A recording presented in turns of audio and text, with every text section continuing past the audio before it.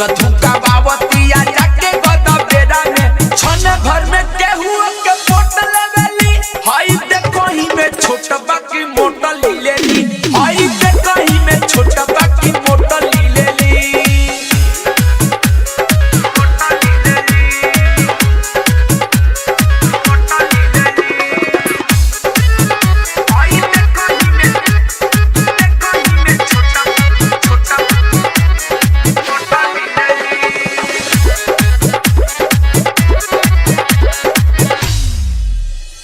पागल बनोले बानी दर्दी संतोष के कदी कंट्रोली अल बेला कितना जोश के पागल बनोले बानी दर्दी संतोष के कदी कंट्रोली अल बेला कितना जोश के हाथ धके मुट्ठी में चपोट लेवेली हाई देखो ही में छोटा बाकी मोटा ली लेली हाई देखो ही में छोटा बाकी मोटा ली लेली। अलबेला रिकॉर्डिंग स्टूडियो बरियारपुर गरिमाई नेपाल।